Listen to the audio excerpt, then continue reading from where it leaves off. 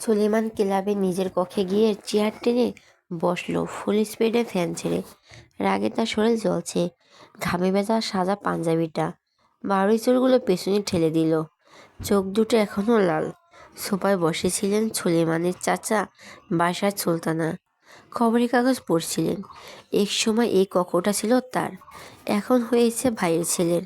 ছেলেটা বেশ প্রখর, মাঝে মধ্যে রাগের বশীভূত হয়ে উল্টাপাল্টা কিছু করলেও তার নিজের আবার সামলে নেয়।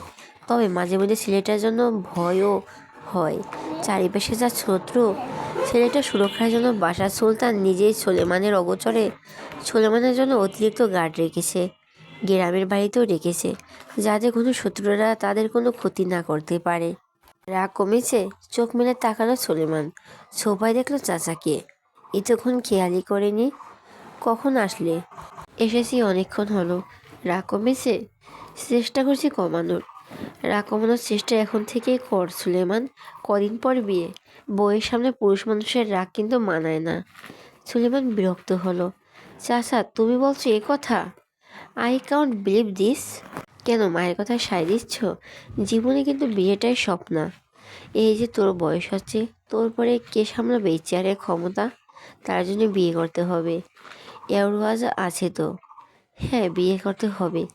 এক সময় চাইতাম বিয়ে না করিস, কিন্তু এখন চাই তোর রক্তই তোর পরবর্তীতে এই চেয়ার ক্ষমতা সামলাবে। আর এওরা, সে কি আর শক্ত হাতে রাজনীতি করার মানুষ? সে ক্লাবে বারে ফ্রেন্ডের সাথে চিল করতে ব্যস্ত। তা বিয়েতে যাচ্ছিস তো? ভাবছি যাব না। কেন? বিয়ে কিন্তু ঠিক করে ফেলছে তোর মা। আমাকে কি জানিয়েছিল এটা করার আগে? জানালে বোধহয় আঘাতে দিতে। একটা মেয়ের জন্য কি দরকার? ওই মেয়ের কথা আমার সামনে বলো না তো চাচা, আমার শরীর জ্বলে। ঠিক আছে, বলবো না, কিন্তু বিয়েতে কিন্তু যেতে হবে। ভেবে দেখবো যাবো কি না। এত ভাবাভাবির কিছুই নেই এতে। ভাবাভাবি করে জীবন চলে না, জীবনকে তার গতিপথে চলতে দে। মেয়েটাকে দেখেছিস? পরিজন বোধ করিও না দেখার। পছন্দ অপছন্দের ব্যাপার আছে তো। যেখানে বিয়ের ডেট ফিক্সড, সেখানে পছন্দ অপছন্দ এখন ম্যাটার করে? হুম, ভাববার বিষয় তো। আচ্ছা, বিকেলে বাসায় ফিরবে? ঠিক নেই। ঠিক আছে, চললাম তাহলে আমি। সাবধানে বাড়ি ফিরো। কালো মেঘে ঢাকা মহাদেবপুরের অলঙ্কারপুর গ্রামটা যেন এই গভীর নীরবতার মধ্যে ঢেকে গেছে। আকাশে উড়ন্ত চিলের মতো ঘুরে বেড়াচ্ছে কয়েক দল বাজগুঁয়ে মেঘ। চারপাশে অন্ধকারটা যেন এক অসীম শূন্যতার মতো গ্রামটিকে চেপে ধরে আছে। খালের পানি পূর্ব বর্ষার বৃষ্টি তার অভ্যন্তরে জমে থাকা স্রোতের সুরে ধ্বনিত হচ্ছে। পানির উপর ভাসমান পাতাগুলি এগিয়ে এগিয়ে আসছে এবং চলে যাচ্ছে, যেন জীবনের মতো এক প্রকার অনিশ্চিত পথ। পথের সীমানা ঘিরে অন্ধকারের এক ঝাপসা অবলয় দাঁড়িয়ে। বাতাসে মিশে থাকা মেঘের গর্জন গ্রামটির হৃদয়ে প্রতিধ্বনি হচ্ছে। গাছপালা যেন নিঃশব্দে কাঁপুনি মিশে গেছে আমাবস্যা রাতের অন্ধকারের মতো। বর্ষার জল থমকে দাঁড়িয়ে আছে, ভিজে গাছের ডালগুলো নিচে ঝুঁকে পড়েছে। গ্রামের পুরনো বাড়িগুলো যেন তাদের আধারে নিজেকে লুকিয়ে রাখছে, কিছুটা ভাঙা, কিছুটা চুপচাপ। পানিতে দুপা ডুবিয়ে নৌকায় বসে আছে মেহেরিন, পাশে বসা প্রাণপ্রিয় বান্ধবী উর্মি। উর্মি কিছুক্ষণ হলো জেনেছে 25 তারিখে এই মেয়েটির বিয়ে। ইস, মেয়েটাকে ছাড়া সে থাকবে কি করে? ও কি শ্বশুরবাড়ি গিয়ে ভুলে যাবে তার শখীকে? কথাটা ভাবতেই বুক জুড়ে বয়ে গেল এক চাপা ব্যথা। দু হাতে মেরিনকে জড়িয়ে ধরে বলল, স্বামীর বাড়িতে গিয়ে ভুলে যাস না আমাকে মেহু। মেহরিন হাসল। হাসিটার কি ছিল, কষ্ট নাকি অভিমান বোঝা গেল না। উর্মির চোখের ভাঁজে হাত রেখে বলল, জীবনেও ভুলব না তোকে উর্মিলা। ভীষণ ভালোবাসি তোকে। আমিও মেহু। তোর বিয়ের কথা শুনে আমার বুক আশার হয়ে আসছে। কথাটা বলে উর্মি মেহেরিনকে ছেড়ে মুখের দিকে তাকিয়ে বলল, দুলাভাই কেমন মেহু? অনেক সুন্দর, তাই না?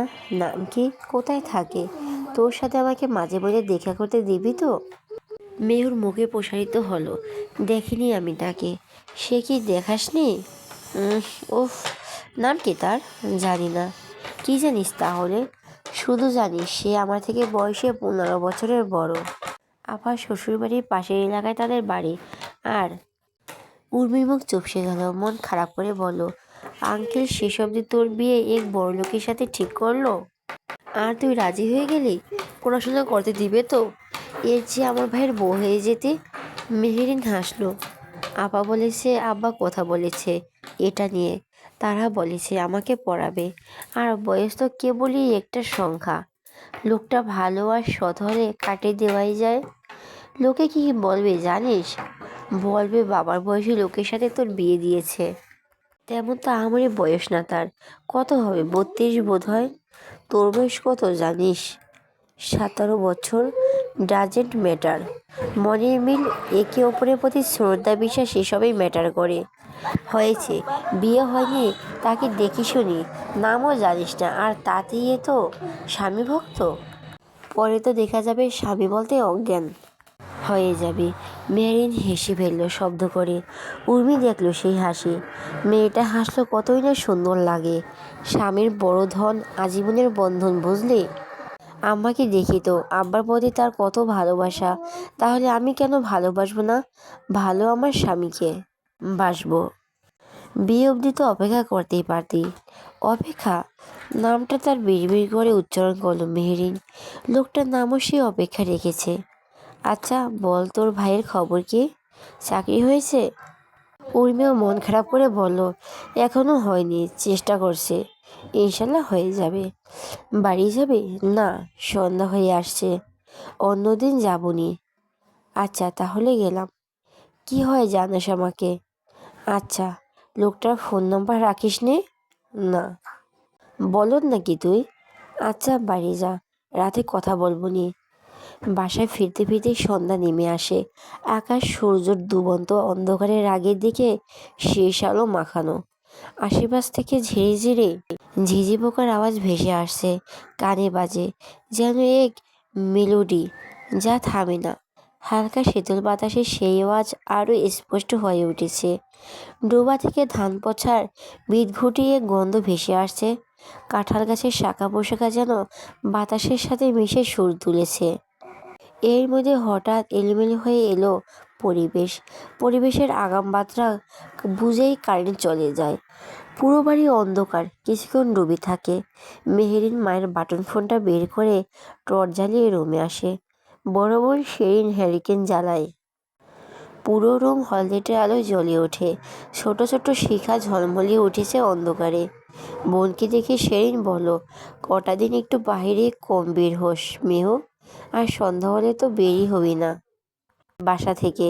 শেরিন হ্যারিকেনটা নিয়ে বাড়ির বারান্দায় আসলো। হ্যারিকেনের আলোতে বারান্দায় আলোকিত হলো। সানজিদা বেগম রুম থেকে বের হলেন পার্টি নিয়ে।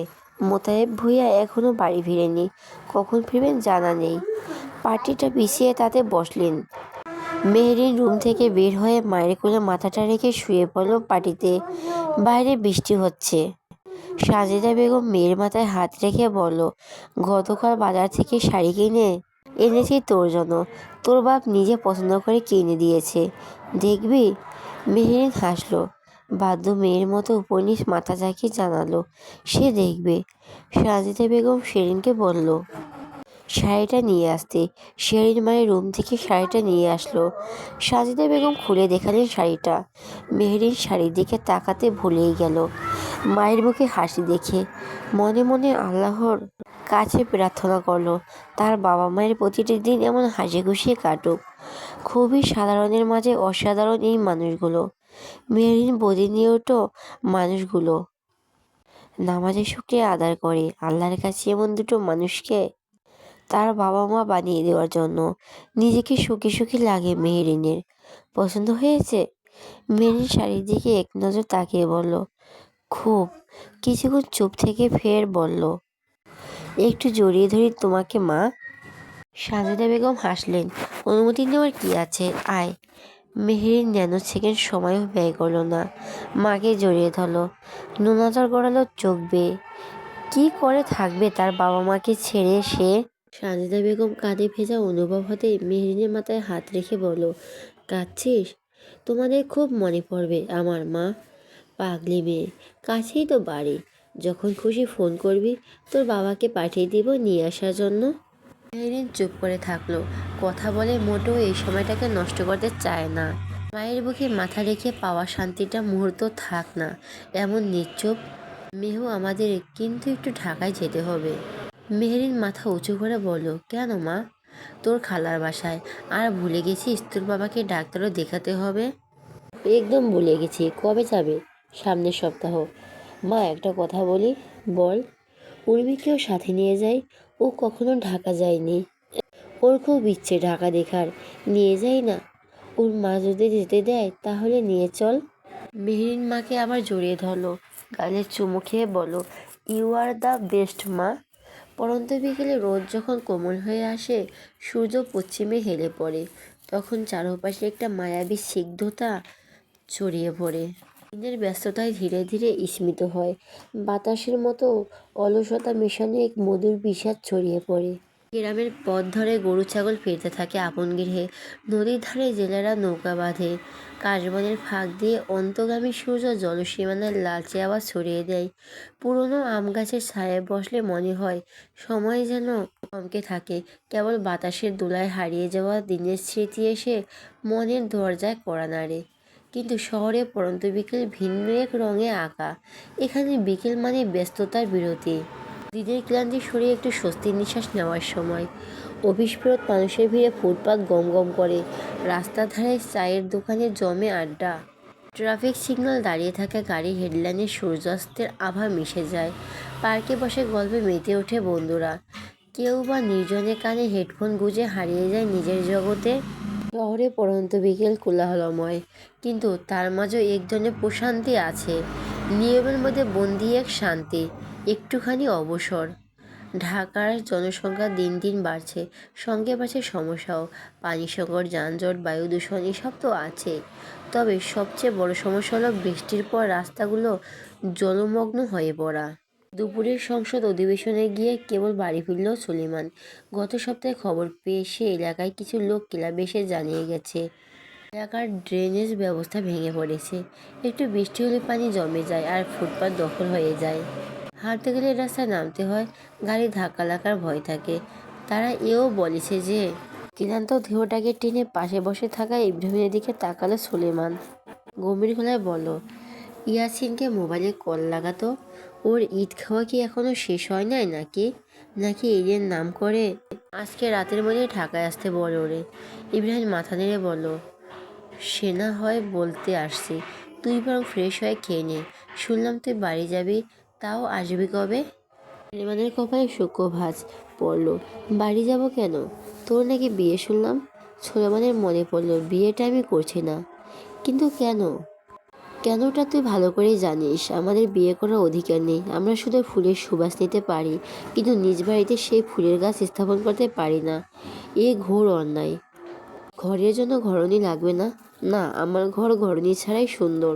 ঘরণী আসলে ঘরে আমার শোকের ছায়া বইবে। তোর মা তো ডেট ফিক্সড করেই রেখেছে, না গেলে মান সম্মান কিছু থাক। আর তোর এত মায়া লাগছে, তুই গিয়ে কর বিয়ে, জ্ঞানের ভাণ্ডারে নাতি। কথাটা বলে উঠে চলে গেল রুমে সুলেমান। লম্বা একটা শাওয়ার নিল। ড্রয়িং রুমে ম্যাট ফুলে পরিষ্কার করছে। মেট সুলেমানকে দেখে সালাম দিল। সালামের জবাবে দিয়ে সুলেমান জিজ্ঞেস করে, চাচা কি বাসায় নেই? রুমে নেই দেখলাম যে। স্টাডি রুমে আছেন স্যার। সুলেমান সিঁড়ি বেয়ে উপরে উঠে করিডর পেরিয়ে একেবারে শেষ মাথায় থাকা স্টাডি রুমে গেল। পুরো রুম জুড়ে বই আর বই।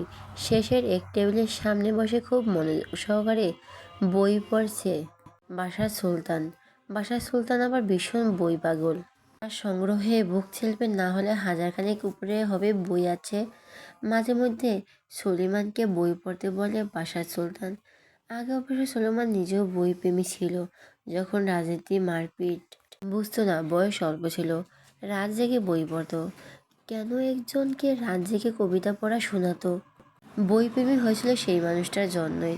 লোকে বলে বইপ্রেমী মানুষদের নাকি স্বভাব সব স্বচ্ছ থাকে, কিন্তু একজন না অনেকজনই তা ভুল প্রমাণ করে দিল। সেই দলের সুলেমান স্বয়ং নিজেও। এখন এক যুগের বেশি হলো সুলেমান বই ছুঁয়ে দেখেনি। চাচাকে নিজের উপস্থিতি জানান দেওয়ার জন্য সুলেমান কেসে নিল। বাসার সুলতান বইটা বন্ধ করে পেছনে ফিরল। ইশারা পাশে এসে বসতে বলল সুলেমানকে। সুলেমান চেয়ার টেনে বসলো। দেখা করতে বলেছিলে? খুব ব্যস্ত ছিলে নাকি? হ্যাঁ, তেমনটাই। শুনলাম মহসিন আলী। হ্যাঁ, তবে টিকতে পারিনি। তোর সামনে টিকতে পারবে না এ আমি বেশ জানি। তা যা বলার জন্য আসতে বলা তোকে। বলো। সেটা শুনতেই আসা। আমি কদিনের জন্য বাড়ি যাচ্ছি। সামনের সপ্তাহে তোকে সাথে করে নিয়ে যেতে বলেছে। এখন তোকে তো আর হাত পা বেঁধে সাথে নিয়ে যেতে পারি না। যাবি আমার সাথে? সুলেমান শেখ বুঝতে পেরেছিল এমন কিছু কথাই তার চাচা বলবে, সেই জন্য গতকাল আসেনি। আপাতত ব্যস্ত সময় যাচ্ছে আমার। যেতে পারবো না, সামনে এক সভা আছে ছেলেপেলের, ওখানে উপস্থিত থাকতে হবে। তার উপর আবার ত্রাণ বিতরণও করতে হবে। সামনে তোর বিয়ে সুলেমান। মেয়েটাকে দেখে তো নে। দেখার মুড নেই। তার মানে আমার সাথে যাচ্ছিস না? না। তাহলে যাবে কবে? জানি না। ইউরাজ কোথায়? ওকে আজকাল দেখা যায় না কেন? ও ঢাকার ভিতরে থাকলে তো দেখবি। কোথায় গেছে? চট্টগ্রাম। ও আচ্ছা, একটু সাবধানে চলাফেরা করতে বলো ওকে। ইউরাজের জন্য আমাকে বেশ বিপদে পড়তে হয়। তার জন্য তো আমিও কম বিপদে পড়িনি। ছেলেটা এমন হয়েছে যে ঘাড় তেরা। ঘাড় সোজা করতে বলো। আমার চেয়ে নিশ্চয় বেশি ঘাড় তেরা নয় সে। তুই বলে দেখ, তোকে মানে। আমাকে তো মানেই না। কেমন বাবা তুমি যে ছেলে তোমাকে মানে না? তোরই তো ভাই, তোর মতোই হয়েছে। শুধু চারিত্রিক বৈশিষ্ট্যটাই পায়নি, তাছাড়া সব পেয়েছে। ওটাই শেষ করতে বলো। ওটার জন্যই আমাকে সমস্যায় পড়তে হয়। এখন আসছে। ওকে তাড়াতাড়ি বলো চট্টগ্রাম থেকে ফিরতে বলো ঘোরাঘুরি শেষ হলে। সুলেমান উঠে দাঁড়ালো। চলে যেতে নিলেও বাসার সুলতান বলল, কোথাও যাচ্ছিস? হুম। কোথায়? বেডে লম্বা একটা ঘুম দিতে। আচ্ছা, গিয়ে ঘুমা, সকালে দেখা হবে। সন্ধ্যার আলো স্রোমান। রক্তিম আবার ছড়িয়ে পড়েছে আকাশের বুক জুড়ে। গোধূলির আলোয় ঢেকে যাচ্ছে দিন শেষের ক্লান্তি। যেন প্রকৃতি ধীরে ধীরে রাস্তার রাতের আধারে নিজেকে সমর্পণ করছে। বাতাসে এক ধরনের বিষণ্ণতা, এক ধরনের গোধূলির সঙ্গীত বাজছে নিঃশব্দে। নদীর ধারে বসে থাকা একাকী মানুষটির চোখে হয়তো আজ কিছু প্রশ্ন জমে আছে, কিছু স্মৃতি, কিছু অতৃপ্তি, কিছু হারিয়ে যাওয়ার সময়। সব মিলিয়ে এক অদ্ভুত আবেগ ছড়িয়ে পড়েছে তার মনোজগতে। হয়তো কোনো অপেক্ষার গল্প, কিংবা হারিয়ে যাওয়ার কারো স্মৃতির ভার, অথবা কেবলই এই সন্ধ্যা নরম আলো তাকে নাস্টালজিয়ান ভাসিয়ে নিয়ে গেছে। শহরের রাস্তার বাতিগুলো জ্বলে উঠছে একে একে। দোকানপাটের ঝাপসা আলোগুলো জেগে উঠলেও সন্ধ্যার আবহাওয়া এখন গাঢ়। পাখিরা নেড়ে ফিরছে, বাচ্চারা খেলা থামিয়ে বাড়ির পথে হাঁটছে। আর কেউ কেউ এই এই সময়টাকে নিজের মতো করে উপভোগ করছে। হয়তো একটা পুরনো বইয়ের পাতা চোখ রেখে, কিংবা এক কাপ গরম চায়ে চুমুক দিয়ে। মহাখালীর রাস্তার পাশ ঘেঁষে হাঁটছে 25 বছরের এক যুবক। হাতে তার চাকরির ফাইল। অর্থ উপার্জনের জন্য শহরে এসেছিল চাকরির সন্ধানে, অথচ টাকা লোক ছাড়া এদেশে চাকরি পাওয়া যেন বিভীষিকাময় দুর্বিষয়। মাথার উপর বাবার ছায়া ছাড়া এই পৃথিবীর বাঁচা খুব একটা সহজ নয়, তা পদে পদে টের পাচ্ছে এই যুবক। আগে কখনো ভাবেনি এমনও দিন আসবে তার যে চাকরির জন্য ওর কাছে দৌড়াদৌড়ি করতে হবে। কি সুন্দর ছিল সেই মুহূর্তগুলো, যখন সংসার সামলানোর কোনো চিন্তা মাথায় ছিল না, ঘুরপাক খেত না। মনের সুখে পড়াশোনা, বন্ধুবান্ধব আর গান নিয়ে তার কাটাতো সময়। এই পুরুষটি অবশ্যই এক ছাত্রী ছিল। নাম তার মেহেরিন। প্রায় সময় সে মিষ্টি মেয়েটাকে গান শেখাতো। বড্ড মিস করেছে সেই দিনগুলো। বাবা মারা গেছে বছরেক হলো, আর তাতে বাস্তবতা কত কঠিন তার দোরগোড়ায় এসে কড়া নেড়ে জানান দিল। তপ্ত শ্বাস ফেলে কষ্ট দেহ টেনে মেঝের দিকে পা বাড়াতে পকেটে থাকে যান্ত্রিক মুঠোফোন। তার শব্দ করে বেজে উঠল। ইচ্ছা না থাকা সত্ত্বেও ফোনটা বের করতেই দেখলো উর্মির ফোন রিসিভ করলো। হ্যালো ভাইয়া। ইমন পাশে থাকা একটা বেঞ্চে বসলো। হ্যাঁ বল উর্মি। ভাইয়া কেমন আছিস? ইমনের খুব বলতে ইচ্ছে করলো, ভালো নেই আমি তোদের ছাড়া এই অচেনা শহরে, কিন্তু বলতে পারলো না। পুরুষ মানুষের বলতে নেই যে এসব। এই তো ভালো আছি, তোরা কেমন আছিস? আছি ভালো। মা কি করছে? রান্না করতেছে। কি রাধে? বাড়ির পেছন থেকে কচু শাক তুলেছিল, সেটাই জাটকা মাছ দিয়ে ভেঙে রাঁধবে। ইলিশ মাছ নেই? না। তোর চাকরি কি হলো ভাইয়া? চেষ্টা করছি। আচ্ছা, এখন কোথায় তুই? বাসায় ফিরছি। খেয়েছিস কিছু সারাদিন? ইমনের মনে পড়ল গতকাল রাতে একটা 10 টাকা দিয়ে পাউরুটি কিনে খেয়েছিল। এরপর পানি ছাড়া পেটে কিছুই পড়েনি। হুম, খেয়েছি। আচ্ছা রাখছি এখন, পরে ফোন দিবনি।